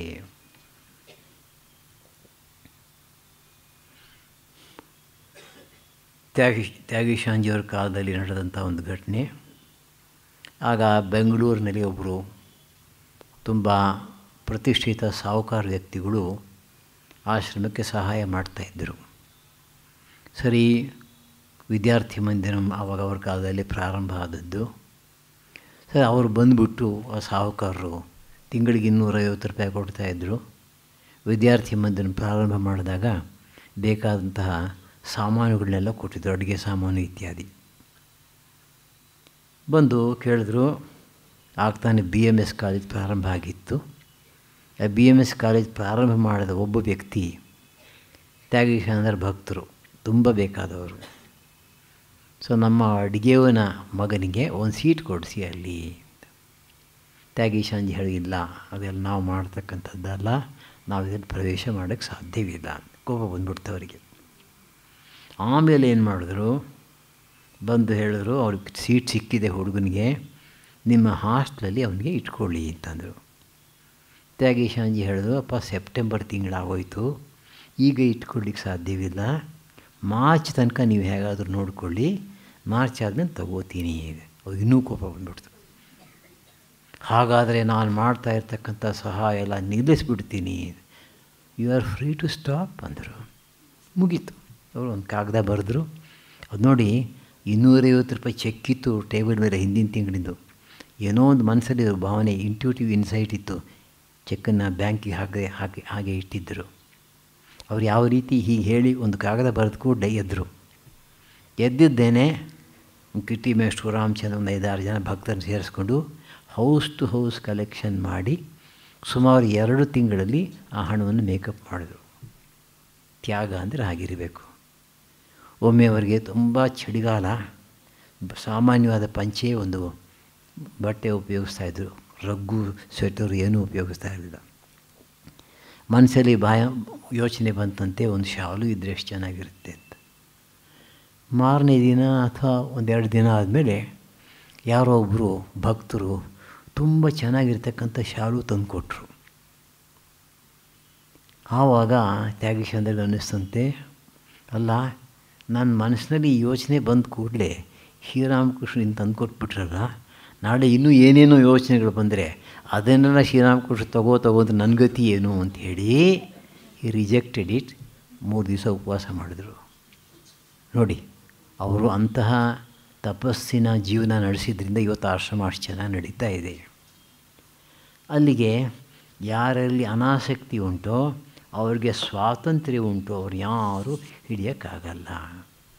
ಸ್ವಾತಂತ್ರ್ಯ ಇದ್ದ ಮೇಲೆ ನ ದುಃಖ ಲೇಪ, ದುಃಖ ಇರೋದಕ್ಕೂ ಸಾಧ್ಯವಿಲ್ಲ. ದುಃಖ ಬರೋದೇ ಅಟ್ಯಾಚ್ಮೆಂಟಿಂದ. ಆಮೇಲೆ ಸದಾ ಸಮಃ, ಸಹ ಅನಾಸಕ್ತಃ ಸರ್ವದೇಶೇಷು ಸರ್ವಕಾಲೇಷು ಸರ್ವ ಅವಸ್ಥಾಸು ಚ ಸಮಃ ಏವ ನೈವ ವಿಚಲಿತಃ ಕೇನಚಿತ್ ಅಪಿ ಇತ್ಯರ್ಥಃ. ಸದಾ ಕಾಲವೂ ಕೂಡ ಅವರ ಮನಸ್ಸು ಒಂದೇ ರೀತಿ ಇರುತ್ತೆ. ಇದನ್ನೇ ಭಗವಂತ ಸ್ಥಿತಪ್ರಜ್ಞ ಅಂತ ಕರೆಯೋದು. ಸ್ಥಿತಪ್ರಜ್ಞತ್ವ ಇದ್ದರೆ ಆ ಮನುಷ್ಯ ಜೀವನದಲ್ಲಿ ಯಾವುದರಿಂದಲೂ ಕೂಡ ವಿಚಲಿತನಾಗೋದಿಲ್ಲ. ನಾನು ಕೆಲವು ಸಲ ಹೇಳೋದುಂಟು, ಬೇರೆ ಥರ ಸ್ಥಿತಪ್ರಜ್ಞರು ಇರ್ತಾರೆ, ಅವ್ರ ಬುದ್ಧಿ ಬೆಳೆಯೋದೇ ಇಲ್ಲ ಅಂತ ಒಂದೇ ಮಟ್ಟದಲ್ಲಿ ಇರ್ತದೆ. ಹಾಗಿದ್ದು ಪ್ರಯೋಜನ ಇಲ್ಲ. ನಮಗೆ ಯತೀಶ್ ರಾಜಿಯವರು ಇನ್ನೊಂದು ಕಥೆ ಹೇಳೋರು ನಮಗೆಲ್ಲ. ಈ ಕಡೆ ಹೂವಿನ ತೋಟ, ಈ ಕಡೆ ಹಣ್ಣಿನ ತೋಟ, ಮಧ್ಯೆ ಒಂದು ಗೋಡೆ ಇದೆ. ಹೂವಿನ ತೋಟದಲ್ಲಿ ಇಬ್ಬರು ಮಕ್ಕಳು ಆಟ ಆಡ್ತಾಯಿದ್ದಾರೆ, 7-8 ವರ್ಷದ ಮಕ್ಕಳು. ಆಟ ಆಡ್ತಾ ಆಡ್ತಾ ಗೋಡೆ ಹತ್ತಿರ ಬರ್ತಾರೆ. 4 ಅಡಿ ಎತ್ತರದ ಗೋಡೆ. ಹೀಗೆ ಎಣಿಕೆ ನೋಡ್ತಾರೆ. ಹಣ್ಣಿನ ತೋಟದಲ್ಲಿ ನೆಲದ ಮೇಲೆ ಬೇಕಾದಷ್ಟು ಕಳಿತಿರ್ತಕ್ಕಂಥ ಹಣ್ಣುಗಳು ಬಿದ್ದಿವೆ. ಗೋಡೆ ಹತ್ತಿ ಹೋಗೋಣ ಅಂದರೆ ಆಗಲಿಲ್ಲ ಅವ್ರ ಕೈನಲ್ಲಿ. ಒಬ್ಬ ಹುಡುಗ ಹತ್ಕೊಂಡು ಮನೆಗೆ ಹೊರಟೋದ. ಎರಡನೇವನು ಬುದ್ಧಿವಂತ ನೋಡ್ದ, ಆ ತೋಟದಲ್ಲಿ ಒಂದು ಮರದ ಕೆಳಗೆ ಒಂದು ಜಾಕಾಯಿ ಪೆಟ್ಟಿಗೆ ಬಿದ್ದಿತ್ತಂತೆ. ಅದನ್ನು ಎಳ್ಕೊಂಡು ಬಂದ ಗೋಡೆ ಹತ್ತಿರ, ಅದನ್ನು ಹತ್ತಿ ಆ ಕಡೆ ಧುಮುಕ್ದ, ಹಣ್ಣನ್ನು ತಿಂದ. ಆಗ ಸ್ವಾಮೀಜಿಯವರು ಹೇಳೋರು, that is only half the story ಅಂತ. What is the other half? After 5 years, after 10 years, both the boys have grown into young men, but the wall has not grown. The wall has not grown. It is no more an obstacle. ಅರ್ಥ ಏನು ಅಂದರೆ, ಜೀವನದಲ್ಲಿ ಬೇಕಾದಷ್ಟು ಸಮಸ್ಯೆಗಳು ಬರುತ್ತೆ, ಕಷ್ಟಗಳು ಬರುತ್ತೆ, ತೊಂದರೆಗಳು ಉಂಟಾಗುತ್ತೆ, ಒದ್ದಾಡ್ತೀವಿ. ಕೆಲವು ಸಲ ಗೆಲ್ತೀವಿ, ಕೆಲವು ಸಲ ಗೆಲ್ಲಲ್ಲ. ಆದರೆ ಸರಿಯಾದ ಮನೋಭಾವ ಬೆಳೆಸ್ಕೊಂಡ್ರೆ, ಸ್ಥಿತಪ್ರಜ್ಞತ್ವ, ಆ ಮನಸ್ಸನ್ನು ಈ ತೊಂದರೆಗಳಿಂದ ಮೇಲಕ್ಕೆ ತಗೊಂಡು ಹೋಗ್ತಕ್ಕಂಥ ಶಕ್ತಿ ಬಂದ ಮೇಲೆ ಯಾವುದು ಕೂಡ ನಮ್ಮನ್ನು ವಿಚಲಿತರನ್ನಾಗಿ ಮಾಡೋದಿಲ್ಲ. ಜೀವನದಲ್ಲಿ ಅದೊಂದೇ ಗುಟ್ಟು. ನಿಜವಾಗಿ ಮನಃಶಾಂತಿ ಬೇಕಾಗಿದ್ದರೆ ಇವುಗಳನ್ನೆಲ್ಲ ಮೀರಿ ಹೋಗಬೇಕು ಮೇಲಕ್ಕೆ. ಸದಾ ಸಮಃ, ಈ ಸಮತ್ವ ಇದೆಯಲ್ಲ ಅದೇ ಯೋಗ. ಸಮತ್ವಂ ಯೋಗ. ಮನುಷ್ಯನ ಮನಸ್ಸು ಸಮಾಧಾನವಾಗಿದ್ದ ಪಕ್ಷದಲ್ಲಿ ಅದೇ ನಿಜವಾದಂಥ ಯೋಗ. ವಿವೇಕಾನಂದರು ಒಂದು ದೃಷ್ಟಾಂತ ಕೊಡ್ತಾರೆ. ಒಂದು ಸರೋವರದ ನೀರಿದೆ, ಬಹಳ ಪ್ರಶಾಂತವಾಗಿದೆ, ಒಂದು ಸ್ವಲ್ಪನೂ ಗಾಳಿ ಕೂಡ ಇಲ್ಲ, ನೀರು ಬಹಳ ತಿಳಿಯಾಗಿದೆ. ನೋಡಿದ್ರೆ ನಮ್ಮ ಮುಖದ ಪ್ರತಿಫಲನ ಭಾಳ ಸ್ಪಷ್ಟವಾಗಿ ಕಾಣಿಸುತ್ತೆ. ಮತ್ತು ನೀರಿನಲ್ಲಿ ಕೆಳಗಡೆ ಒಂದು ₹1 ನಾಣ್ಯ ಬಿದ್ದಿದೆ ಅಂತ ಇಟ್ಕೊಂಡು ಕಾಣಿಸುತ್ತೆ ಸ್ಪಷ್ಟವಾಗಿ. ಒಂದು ವೇಳೆ ಅದರ ಮೇಲೆ ಗಾಳಿ ಬೀಸಿದ್ರೆ, ಯಾರೋ ಒಂದು ಕಲ್ಲು ಬೀಸಾಡಿದ್ರೆ ಅಲೆಗಳು ಏಳುತ್ತವೆ, ನಮ್ಮ ಮುಖದ ಪ್ರತಿಬಿಂಬ ಕಾಣಿಸಲ್ಲ, ಕಂಡರೂ ಕೂಡ ಡಿಸ್ಟಾರ್ಟೆಡ್ ವ್ಯೂ. ಆಮೇಲೆ ಕೆಳಗಡೆ ಏನಿತ್ತು ಅದು ಕೂಡ ಗೊತ್ತಾಗಲ್ಲ.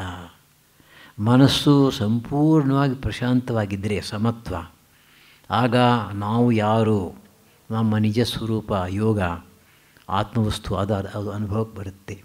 ಮನಸ್ಸು ವಿಚಲಿತವಾಗುವುದಿಲ್ಲ.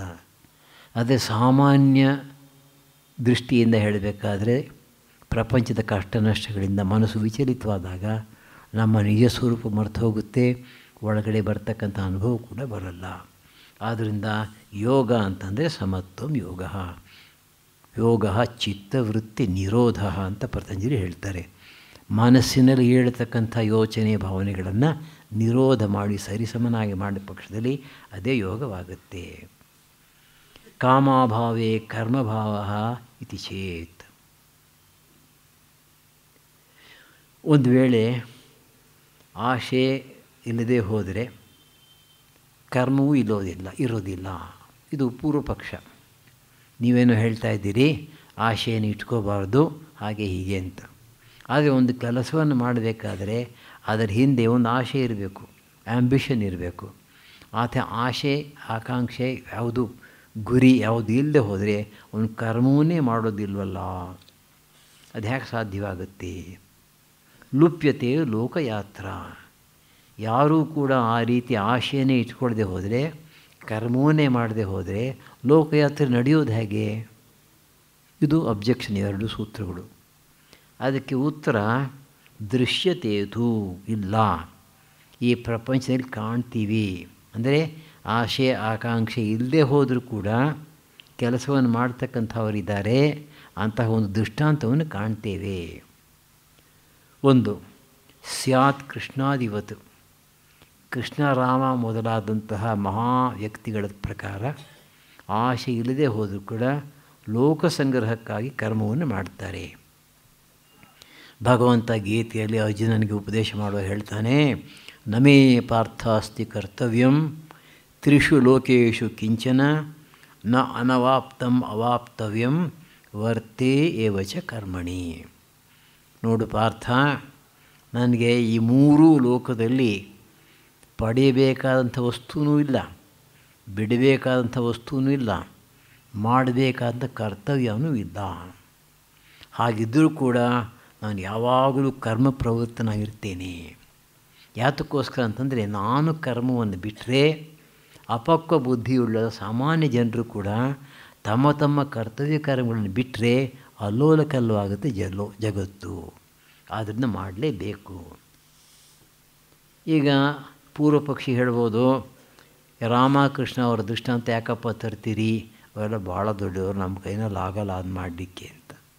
ಅದಕ್ಕೋಸ್ಕರ ಇನ್ನೊಂದು ದೃಷ್ಟಾಂತ ಕೊಡ್ತಾರೆ, ಮಾತೃವತ್ ಅಪಿ ಲೋಕೆ.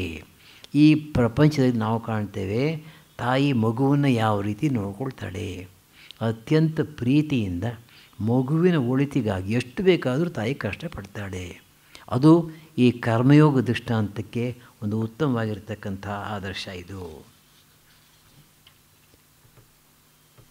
ಆಗ ಪೂರ್ವ ಪಕ್ಷಿ ಹೇಳಬಹುದು, ಅನುಪಪನ್ನ ಅಯಂ ಮಾತು ಅರ್ಭಕಃ ಆಸಕ್ತತ್ವಾದ್ ಇಚ್ಛೇತ್. ತಾಯಿಗೆ ಮಗುವಿನ ಮೇಲೆ ಅಟ್ಯಾಚ್ಮೆಂಟ್ ಇರುತ್ತೆ, ಆದ್ದರಿಂದ ನೀವು ಹೇಳಿರ್ತಕ್ಕಂಥ ದೃಷ್ಟಾಂತ ಸರಿಯಲ್ಲ. ನ ಪರಾರ್ಥತ್ವ ಗೃಹ್ಣೀಯ. ನಾವೊಂದು ದೃಷ್ಟಾಂತ ಕೊಟ್ಟಾಗ 100ಕ್ಕೆ 100ರಷ್ಟು ಸರಿ ಅಂತ ತಗೋಬಾರ್ದು, ಮುಖ್ಯವಾಗಿರ್ತಕ್ಕಂಥ ಅಂಶ ತಗೋಬೇಕು.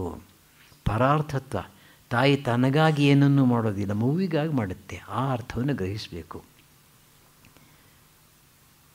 ಬಹುಶಃ 1950ನೇ ಇಸ್ವಿ ಅಂತ ಕಾಣುತ್ತೆ, ನಾನು ಸಂಡೂರಿಗೆ ಹೋಗಿದ್ದೆ. ಅಲ್ಲಿನ ಪೂರ್ವಾಶ್ರಮದ ರಿಲೇಟಿವ್ಸ್ ಇದ್ದರು. ಅಲ್ಲಿ ಬ್ಯಾಡ್ಮಿಂಟನ್ ಫೈನಲ್ಸ್ ನಡೀತಾ ಇತ್ತು. ಹಾಗೆ ಒಬ್ಬರು ರಾಯರು ಅಂತ ಕರೀತಾಯಿದ್ರು, ಯಂಗ್ ಮ್ಯಾನ್, ಹಾರ್ಡ್ಲಿ 30 ಇಯರ್ಸು, ಜೋರಾಗಿದ್ದು ನೋಡಲಿಕ್ಕೆ.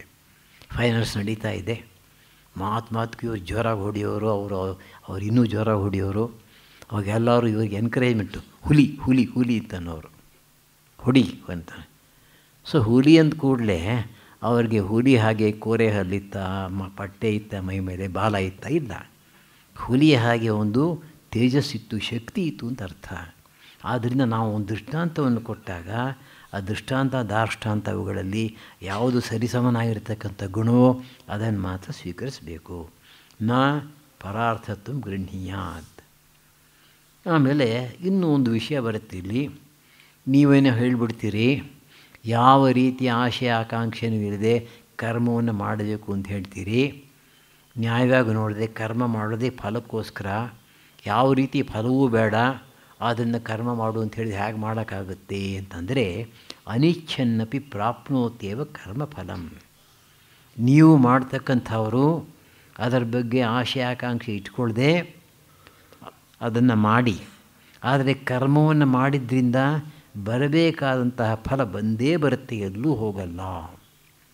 ಉದಾಹರಣೆ ಏನು? ಗಂಗಾ ನದಿ ಇದೆ, ಒಬ್ಬ ಭಕ್ತ ಶ್ರದ್ಧೆಯಿಂದ ಹೋಗಿ ಮಂತ್ರಗಳನ್ನ ಹೇಳಿ ಸ್ನಾನ ಮಾಡ್ತಾನೆ. ಮತ್ತೊಬ್ಬ 4 ದಿನ ಸ್ನೇಹಿತರು ಕರ್ಕೊಂಡು ಹೋಗ್ತಾರೆ, ಅವನಿಗೆ ನಂಬಿಕೆ ಇಲ್ಲ, ಬಲವಂತವಾಗಿ ತಳ್ಳಿ ಗುದ್ದಿ ಸ್ನಾನ ಮಾಡಿಸ್ತಾರೆ ಅವನಿಗೆ. ಫಲ ಮಾತ್ರ ಇಬ್ಬರಿಗೂ ಒಂದೇ. ಗಂಗಾ ಸ್ನಾನದ ಫಲ ಇವನಿಗೂ ಬರುತ್ತೆ, ಅವನಿಗೂ ಬರುತ್ತೆ. ಹಾಗೆ ಇಲ್ಲೂ ಕೂಡ ಅವನಿಗೆ ಇಚ್ಛೆ ಇಲ್ಲದೆ ಹೋದರೂ ಕೂಡ ಕರ್ಮವನ್ನು ಮಾಡಿದ ಮೇಲೆ ಅದರ ಫಲ ಬರಲೇಬೇಕು. ಹಾಗಾದರೆ ವ್ಯತ್ಯಾಸ ಏನಪ್ಪ ಅಂತಂದರೆ, ಕಾಂಕ್ಷಿ ಬದ್ಧತೆ ಅನ್ಯ ಮುಚ್ಯತೆ. ಯಾರು ಆಸೆ ಪಟ್ಕೊಂಡು ಮಾಡ್ತಾರೋ ಅವನು ಬಂಧನಕ್ಕೊಳಗಾಗ್ತಾನೆ. ಆಸೆ ಇಲ್ಲದೆ ನಿಷ್ಕಾಮ ದೃಷ್ಟಿಯಿಂದ ಯಾರು ಮಾಡ್ತಾರೋ ಅವನು ಮೋಕ್ಷವನ್ನು ಪಡೀತಾನೆ. ಅಂದಮೇಲೆ ಕರ್ಮವನ್ನು ಯಾವ ರೀತಿ ಮಾಡಬೇಕು ಒಂದು ದೊಡ್ಡ ಪ್ರಶ್ನೆ. ಅದಕ್ಕೆ ಒಂದು 3-4 ಸೂತ್ರಗಳಲ್ಲಿ ಉತ್ತರವನ್ನು ಕೊಡ್ತಾರೆ. ಮೋಕ್ಷೇಚ್ಛೆಯ ಕುರ್ಯಾತ್.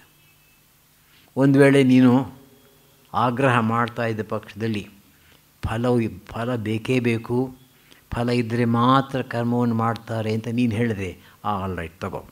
ಏನು ಮೋಕ್ಷ ಎಂಬತಕ್ಕಂಥ ಇಚ್ಛೆಯನ್ನು ಬಯಸಿ ಮಾಡು, ಯಾರು ಬೇಡ ಅಂತಾರೆ. ಕರ್ಮ ಮಾಡು, ಕರ್ಮಕ್ಕೆ ಏನು ಫಲ ಬೇಕು? ಮೋಕ್ಷ. ಅದೇನು ತಪ್ಪಿಲ್ಲ ಅದರೊಳಗೆ. ಯದ್ಯತ್ ಕರ್ಮ ಭವತೋ ನಿಯತಂ ತತ್ಸರ್ವಂ ಮೋಕ್ಷೇಚ್ಛೆಯ ಯುಕ್ತಃ ಸನ್ ಕುರ್ವೀತ ನ ಕಯಾಚಿದ್ ಅಪಿ ಅನ್ಯೇಚ್ಛೆಯ ಇತಿ ಸೂತ್ರಾರ್ಥ. ಬೇರೆ ಯಾವ ಆಶೆಯನ್ನು ಇಟ್ಕೋಬೇಡ, ಮೋಕ್ಷವನ್ನು ಪಡೆಯುವುದಕ್ಕೋಸ್ಕರ ಕರ್ಮವನ್ನು ಮಾಡು. ಅದು ಬಂಧಿಸುವುದಿಲ್ಲ, ನಿನಗೆ ಬಂಧನದಿಂದ ಬಿಡುಗಡೆ ಮಾಡುತ್ತೆ. ಅಥವಾ ಈಶ್ವರ ಪ್ರೀತ್ಯರ್ಥಂ ವಾ ಕುರ್ಯಾತ್. ನೀನೇನೋ ಹೇಳೋದು ಭಾಳ ಸುಲಭ, ಮೋಕ್ಷಕ್ಕಾಗಿ ಕರ್ಮ ಮಾಡೋದು ಅಂತ. ಅಷ್ಟು ಸುಲಭವಾಗಿ ಮಾಡೋಕ್ಕಾಗಲ್ಲ, ನಾನೇನು ಮಾಡಲಿ? ಒಂದು ವೇಳೆ ಆ ರೀತಿ ಮಾಡೋಕ್ಕೆ ಹೋದರೂ ಕೂಡ ಆಶೆ ಅನ್ನೋದು ರಾವಣನ ತಲೆ ಹಾಗೆ ಮತ್ತೆ ಮತ್ತೆ ಬರ್ತಾ ಇರುತ್ತೆ. ಏನು ಮಾಡೋದು? ಫಲಕಾಮಸ್ತು ರಾವಣ ಶಿರೋವದು ಯಾವತ್ ಛಿದ್ಯತೆ ತಾವದೇ ಉದ್ಭವತೀತಿ ಶ್ರೂಯತಾಂ ತರ್ಹಿ ಈಶ್ವರ ಪ್ರೀತ್ಯರ್ಥಂ ವಾ ಕುರ್ಯಾತ್. ಆದ್ದರಿಂದ ನೀನೇನು ಮಾಡಬೇಕು? ಭಗವಂತನಿಗೆ ಪ್ರೀತಿಯಾಗಲಿ ಅನ್ನೋ ದೃಷ್ಟಿಯಿಂದ ಭಕ್ತಿಯಿಂದ ಮಾಡೋ ಕರ್ಮವನ್ನು ಮಾಡು. ಕರ್ಮವನ್ನು ಬಿಡಬೇಕಾಗಿಲ್ಲ, ಮಾಡು. ಮಾಡ್ತಕ್ಕಂಥ ಕರ್ಮವನ್ನು ಚೆನ್ನಾಗಿಯೇ ಮಾಡು. ಯಾರಿಗೋಸ್ಕರ ಮಾಡಬೇಕು? ಭಗವಂತನ ಪ್ರೀತಿಗಾಗಿ ಮಾಡಬೇಕು. ಯಾರೋ ನನ್ನ ನೋಡಿ ಹೊಗಳಬೇಕು ಅಂತಲೋ, ನನಗೆ ಒಂದು ವಿಶೇಷ ಫಲ ಬೇಕು ಅಂತಲೋ ಬೇಡ. ಭಗವಂತನಿಗೆ ಪ್ರೀತಿಯಾಗಲಿ ಅನ್ನೋ ದೃಷ್ಟಿಯಿಂದ ಮಾಡಬೇಕು. ಭಗವಂತ ಹೇಳ್ತಾನೆ ಗೀತೆಯಲ್ಲಿ, ಇದು ಸುಲಭವಾಗಿರ್ತಕ್ಕಂತಹ ಮಾರ್ಗ. ಯತ್ ಕರೋಷಿ ಯದಶ್ನಾಸಿ ಯಜ್ಜುಹೋಷಿ ದದಾಸಿ ಯತ್ ತಪಸ್ಯಸಿ ಕೌಂತೆಯ ತತ್ಕುರುಷ ಮದರ್ಪಣಂ. ನೀನು ಏನೇನು ಮಾಡ್ತೀಯೋ ಈ ಜಗತ್ತಿನಲ್ಲಿ, ಊಟ ಮಾಡ್ತಕ್ಕಂಥದ್ದು, ಕರ್ಮ ಮಾಡ್ತಕ್ಕಂಥದ್ದು, ಹೋಮ ಮಾಡ್ತಕ್ಕಂಥದ್ದು, ದಾನ ಮಾಡ್ತಕ್ಕಂಥದ್ದು ಎಲ್ಲ ಶಾಸ್ತ್ರವಿಹಿತವಾಗಿರ್ತಕ್ಕಂಥ ಕರ್ಮಗಳು. ಇದನ್ನು ನನಗೆ ಅರ್ಪಣೆ ಮಾಡ್ತಕ್ಕಂಥ ರೂಪದಲ್ಲಿ ಮಾಡು. ಮತ್ಕರ್ಮ ಕೃನ್ಮತ್ ಪರಮೋ ಮದ್ಭಕ್ತಃ ಸಂಗವರ್ಜಿತಃ ಯಸ್ಸ ಮಾಮೇತಿ ಏತು ಸರ್ವಾಣಿ ಕರ್ಮಾಣಿ ಮಯಿ ಸನ್ಯಸ್ಯ ಮತ್ಪರಾಹ ತೇಷಾಮಹಂ ಸಮುದ್ಧರ್ತ ಮೃತ್ಯು ಸಂಸಾರ ಸಾಗರಾತ್. ಯಾರೇ ಆಗಲಿ ಭಗವಂತನ ಪ್ರೀತಿಗಾಗಿ ಕರ್ಮವನ್ನು ಮಾಡಿದ ಪಕ್ಷದಲ್ಲಿ ಅವನನ್ನು ಖಂಡಿತವಾಗಿ ನಾನು ಅವನಿಗೆ ಮೋಕ್ಷವನ್ನು ಕೊಡ್ತೇನೆ, ಬಿಡುಗಡೆ ಮಾಡ್ತೇನೆ. ಒಂದು ವೇಳೆ ಭಗವಂತನ ನಂಬಿಕೆ ಇಲ್ಲ, ಒಳ್ಳೆ ಮನುಷ್ಯ, ನನಗೆ ದೇವರ ನಂಬಿಕೆ ಇಲ್ಲಪ್ಪ ಅಂತಾನೆ. ಆಗ ಕುರ್ಯಾದ್ವಾ ಲೋಕ ಸಂಗ್ರಹಾರ್ಥಂ. ಹಿಂದೆ ಒಂದು ಜೋಕ್ ಕೇಳಿದ್ದೆ. ಒಬ್ಬ ಫ್ರೆಂಚ್ ಏಥಿಯಿಸ್ಟ್ ಇದ್ದಂತೆ. ಅವನು ಇಡೀ ಜೀವನ ಭಗವಂತ ಇಲ್ಲ, ಆತ್ಮವಸ್ತು ಇಲ್ಲ, ಪರಲೋಕ ಇಲ್ಲ ಅಂತೆಲ್ಲ ಬೇಕಾದಷ್ಟು ಉಪದೇಶ ಮಾಡಿದ್ದಂತೆ. ಕೊನೆಗೆ ಸಾಯೋ ಕಾಲ ಬಂದಾಗ ಹೆದರಿಕೆ ಆಯ್ತಂತೆ. ಏನು ಮಾಡೋದು? ಈ ಸ್ಟಾರ್ಟೆಡ್ ಪ್ರೇಯಿಂಗ್ ಅಂತ. ಹೇಗೆ? O God, if there is a God. ಅದು ಹಿಂದೆ ಸಂಶಯ ಬಂದುಬಿಡ್ತು. Please save my soul if there is one ಅಂತ. ಅದು ಅಷ್ಟು ಸುಲಭವಾಗಿ ಹೋಗೋದಿಲ್ಲ. ಒಂದು ವೇಳೆ ನನಗೆ ಭಗವಂತನ ಅಸ್ತಿತ್ವದಲ್ಲಿ ನಂಬಿಕೆ ಇಲ್ಲ, ನಾನು ಪ್ರೇ ಮಾಡಲ್ಲ ಅಂತಂದರೆ ಬೇಡಪ್ಪ. ಕುರ್ಯಾದ್ವಾ ಲೋಕ ಸಂಗ್ರಹಂ. ನಿನ್ನ ಹಾಗೆ ಬೇಕಾದಷ್ಟು ಜನ ಇದ್ದಾರೆ ಪ್ರಪಂಚದಲ್ಲಿ. ಆ ಮನುಷ್ಯ ವ್ಯಕ್ತಿಗಳ ಮತ್ತು ಇತರ ಪ್ರಾಣಿಗಳ ಅವರಿಗೆ ಉಪಕಾರವಾಗಲಿ ಅಂಥೇಳಿ ಕರ್ಮವನ್ನು ಮಾಡು.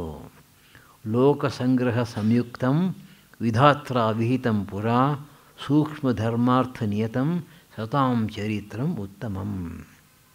ಹಿಂದೆ ಚತುರ್ಮುಖ ಬ್ರಹ್ಮ ಏನು ಮಾಡ್ದ? ಈ ಸತ್ಪುರುಷರಿಗೆ ಒಂದು ವಿಶೇಷವಾದ ಕರ್ತವ್ಯವನ್ನು ಕೊಟ್ಟನಂತೆ.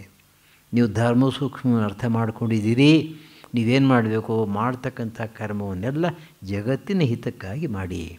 ನಿಮ್ಮನ್ನು ನೋಡಿ ನಿಮ್ಮ ಆದರ್ಶವನ್ನು ಇತರರು ಕೂಡ ಅನುಸರಿಸ್ತಾರೆ. ಕೌಶಲಂ ತು ಸರ್ವತ್ರ. ಯಾವ ಕರ್ಮವನ್ನು ನಾವು ಮಾಡಿದ್ರೂ ಕೂಡ ಆ ಕರ್ಮದ ಹಿಂದೆ ಕೌಶಲ ಇರಬೇಕು.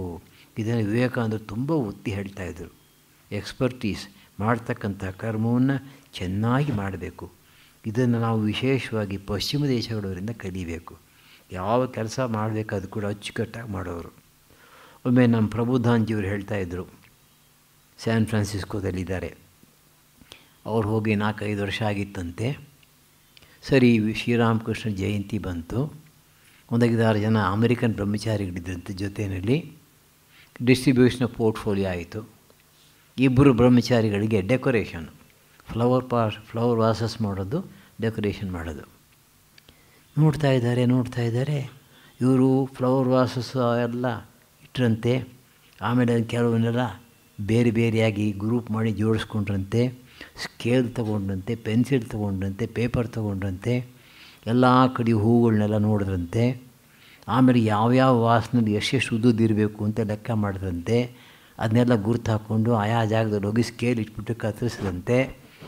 ಇದನ್ನೆಲ್ಲ ನೋಡಿ ನಾನು ನಗ್ತಾ ಇದ್ದೆ. ಈ ಫ್ಲವರ್ ವಾಸ್ ಮಾಡಲಿಕ್ಕೆ ಇಷ್ಟೆಲ್ಲ ಯಾತಕ್ಕೆ ಕಷ್ಟಪಡಬೇಕು? ಆದರೆ ದಿ ರಿಸಲ್ಟ್ ವಾಸ್ ಟ್ರಮೆಂಡಸ್, ಅದ್ಭುತವಾಗಿತ್ತು. ಅಷ್ಟು ಅಚ್ಚುಕಟ್ಟಾಗಿ ಮಾಡಿದ್ರಿಂದ ಆಮೇಲೆ ನೋಡಲಿಕ್ಕೆ ತುಂಬ ಚೆನ್ನಾಗಿತ್ತು. Perfect designing. ಹಾಗೆ ಕೌಶಲ ಬಹಳ ಮುಖ್ಯ. ಅಲ್ಲಿಗೆ ಈಶ್ವರನ ಪ್ರೀತಿಗಾಗಿ ಕರ್ಮವನ್ನು ಮಾಡಬೇಕು. ಯಾವ ರೀತಿಯ ಆಶೆಯನ್ನು ಮನಸ್ಸಲ್ಲಿ ಇಟ್ಕೋಬಾರ್ದು, ಸ್ವಾರ್ಥದ ಆಶೆ ಇರಬಾರ್ದು. ಇತರರ ಒಳಿತಿಗೋಸ್ಕರ ಕರ್ಮವನ್ನು ಮಾಡಬೇಕು. ಮಾಡ್ತಕ್ಕಂಥ ಎಲ್ಲ ಕರ್ಮವನ್ನು ಕೂಡ ಕುಶಲರಾಗಿ ಕೌಶಲದಿಂದ ಮಾಡಬೇಕು. ಇದು ಇಲ್ಲಿ ತನಕ ಮಾಡಿರ್ತಕ್ಕಂಥ ವಿಷಯದ ಸಂಗ್ರಹ. ಕಟ್ಟ ಕಡೆಯಲ್ಲಿ ಇನ್ನೊಂದು ಮಾತು, ಮಾಭೂತ್ ಸಂಗಃ ಅಕರ್ಮಣಿ ಮಾಭೂತ್ ಸಂಗಃ. ಏನೇ ಆಗಲಿ ಕರ್ಮಯೋಗವನ್ನು ಅಭ್ಯಾಸ ಮಾಡ್ತಕ್ಕಂಥವರಿಗೆ ಕರ್ಮದ ಮೇಲೆ ವೈರಾಗ್ಯ ಬರಬಾರದು. ಏಕಪ್ಪ ಎಷ್ಟಿದ್ರೂ ತಲೆನೋವು ಬೇಡ. ಬಂಗಾಳಿ ಭಾಷೆಯಲ್ಲಿ ಒಂದು ಗಾದೆ ಇದೆ, ಮಾಥಾ ನೊಯ್ ಬೆಥಾ ನೊಯ್ ಅಂತ. ತಲೆ ಇಲ್ಲದೆ ಹೋದರೆ ತಲೆನೋವು ಇಲ್ಲ ಅಂತ. ಬಾಲಕ ಸಂಘದ ಹುಡುಗ ಒಬ್ಬ ಶಾಸ್ತ್ರಾಂಧ ಹತ್ರ ಬಂದ. ಏನಪ್ಪ ಮಗು, ಏನಾಯಿತು? ಸ್ವಾಮೀಜಿ, ನಂಗೆ ತುಂಬ ತಲೆನೋಯ್ತಾ ಇದೆ. ಭಾಳ ಒಳ್ಳೆಯದು ಕಣೋ ಅಂತಂದರು. ಅವನು ಅಳ್ತಾ ಇದ್ದಾನೆ ತಲೆನೋವಿಂದ. ಒಳ್ಳೆಯದು ಅಂತ ಹೇಳ್ತಾ ಇದ್ದಾರ, ತಲೆ ಇದೆ ಅಂತ ಗೊತ್ತಾಯ್ತಲ್ಲ ಈಗ ನಿನಗೆ ಅಂತ ನಕ್ಬಿಟ್ಟು ಹೊರಟೋದ. ಅಂದರೆ ಅರ್ಧ ಕಡಿಮೆ ಆಯಿತು ನೋವು ಅಂತ ಇಚ್ಕೊಳ್ಳಿ. The way of looking at it.